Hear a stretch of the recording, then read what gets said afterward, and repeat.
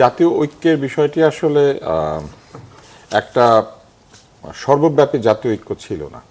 জাতীয় ঐক্যের জায়গাটি তৈরি হয়েছিল মূলত স্বৈরাচার বিরোধী আন্দোলনের ভেতর দিয়ে এবং স্বৈরাচারকে হটিয়ে দেওয়ার যে চেষ্টা সেইটা দিয়ে।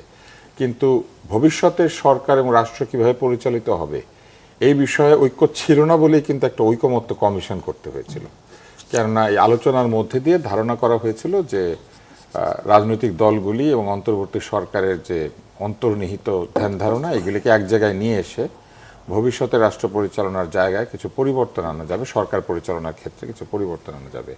ফলে জাতীয় ঐক্যের সরকার হওয়ার কোনো সম্ভাবনা আগেও ছিল না এবং সরকার এবং বিরোধী দলের মধ্যে ঐক্য স্থাপন জাতীয় সরকারের কথা তো বলা হয়েছিল, একটা কথা বলা হয়েছিল যে আমরা জাতীয় সরকার করব, এরকম একটি কথা বলা হয়েছিল। কিন্তু আসলে এটা মৌখিকভাবে বলা হলো, এটার কোনো লিখিত প্রক্রিয়া পরবর্তীতে আমরা দেখি নাই। ম্যানিফেস্টোতেও এটার কোনো জায়গা দেখি নাই, নির্বাচনের সময় এটা দেখি নাই। কিন্তু ম্যানিফেস্টোতে সেটা কথা কথা লিখিত ছিল, তবে চর্চা ছিল না, এটা বলতে পারেন। হ্যাঁ, সেটা ছিল না। এবং মূল জায়গাটিতে যেখানে বিরোধ তৈরি হচ্ছে সেটি হচ্ছে যে সরকার কিভাবে পরিচালিত হবে এবং জুলাই সনদ কিভাবে বাস্তবায়িত হবে, এই দুইটি জায়গাতে।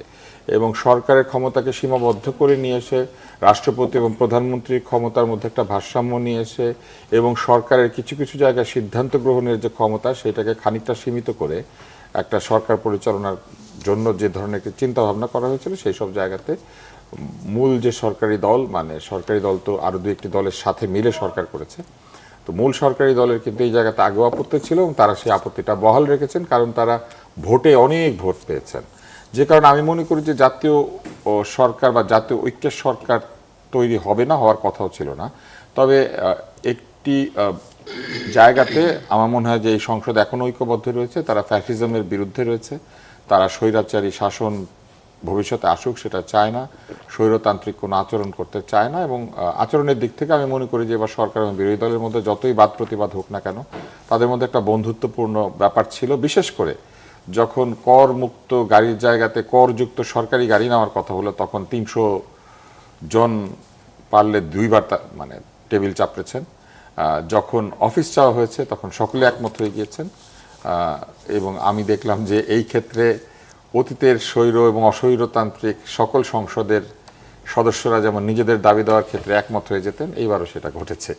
তাতে করে আমি আশাহত হয়েছি। আমার কাছে মনে হয়েছিল যে সরকারি দল বলবে যে না, আমরা সরকারের ব্যয় কেন বাড়াবো, আমরা কি কারণে আগে নিজের পয়সায় গাড়ি কিনতেন, আমরা কি কারণে এখন সরকার থেকে গাড়ি কিনে দেবো সবাইকে, এটা তারা বলতে পারতেন, বলেন নাই। অফিসের বেলায় তারা সকল উপজেলা কার্যালয়কে এমপি সাহেবের একটা ঘর ঢুকিয়ে দিয়েছেন। আমি মনে করি যে সেটাও আশাহত হয়েছে, এটা হওয়ার কথা ছিল না।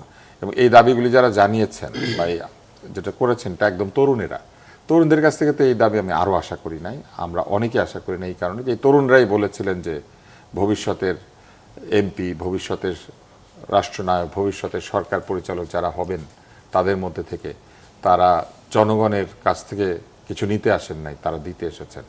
কিন্তু আমি তো দেখলাম নেওয়ার দাবিগুলি তাদের মুখ থেকে উচ্চারিত হলো, এটা আমাকে আশাহত করেছে।